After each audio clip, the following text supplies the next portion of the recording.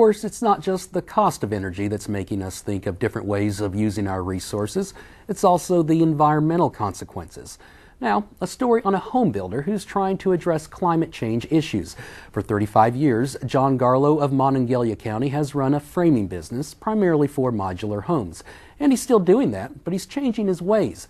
Last year, he started a business called EcoStructures. His goal is to build affordable modular homes that are completely off the grid.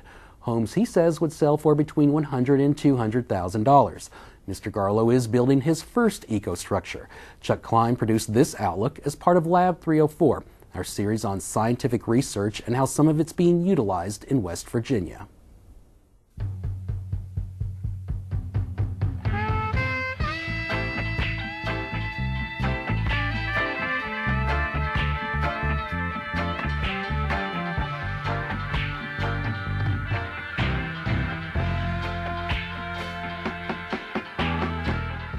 My name's John Garlow, and I am the president of the Timber Post and Beam Factory, which is a timber frame company. And we've been in business doing that, selling kit homes, pre-cut timber frame homes for 30 years. This year is the first year we've started EcoStructures, LLC, which is our focus is going to be on building modular, off the grid, or zero energy type green houses. And by green, I mean ecologically sound.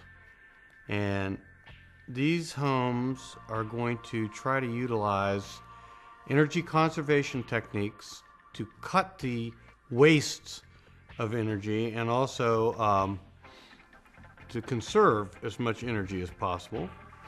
And they're also going to use green materials, which will create a more healthy interior environment and create less of a carbon footprint in the environment, such as sustainably harvested wood or recycled material or any material that is recycled. And in addition, we are going to incorporate the latest technology in terms of energy producing. Renewable energy is what they call it, like solar photovoltaics, solar hot water, wind energy, geothermal linked air conditioning.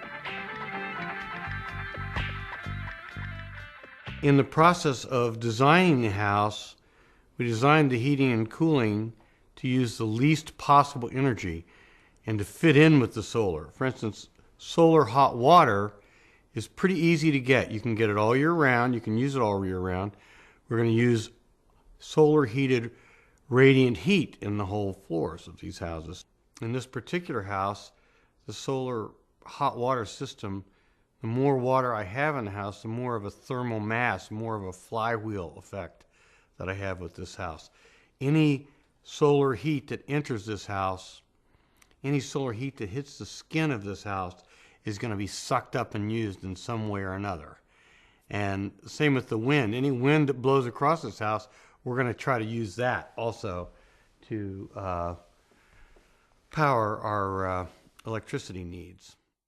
I just got the idea, I'd never seen anybody do this before, to put this kind of black pipe right underneath these metal shingles. And the reasoning is that my hot water reservoir is right over there in the third floor, and I can use a pump it up through this roof and back down in there whenever the roof gets hot. And you're making, in a sense, it helps to cool the roof in the summertime, but it also gives me my hot water. It's almost what they call building integrated solar collector. You can't really tell that there's hot water in this roof from the outside, but it's there.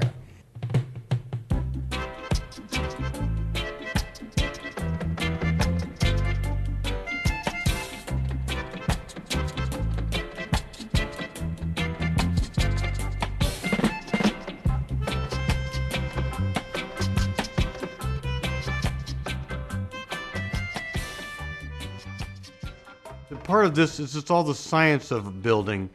where you have to know what's coming into your house and what you need for health, and you need a certain amount of fresh air, not too much, and it's best not to replace the outgoing air with totally unheated incoming air. And all these things are part of building science. How your heating and ventilation system works, how the insulation works. It's all part of creating this controllable environment. It's sort of like an SUV versus a Honda Civic. I'm building a house that, although it's maybe the same size as the bigger house, but because of the building techniques, we're using the energy of a compact car because of the insulation in the shell.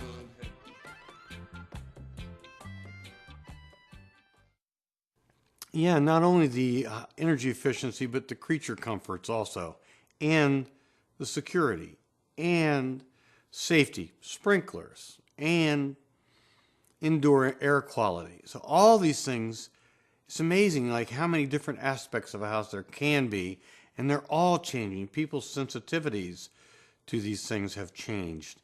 People never used to worry about green materials or indoor air quality.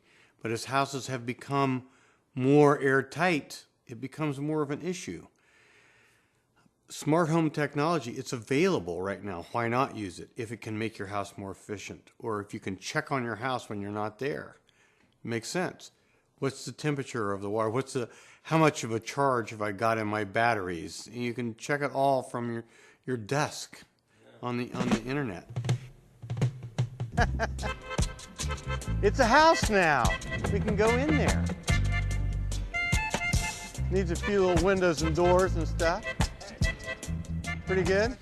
I think that this could cut back, way back on the energy required for shelter, and could create a comfortable living space that you feel good about living in. The home that Mr. Garlow is building will be a 3-story house he says would sell for about $200,000. It's expected to be finished by the end of the month. We'll update you on its progress and show you the finished product in the coming weeks. That's your Outlook. I'm Greg Collard. Good night.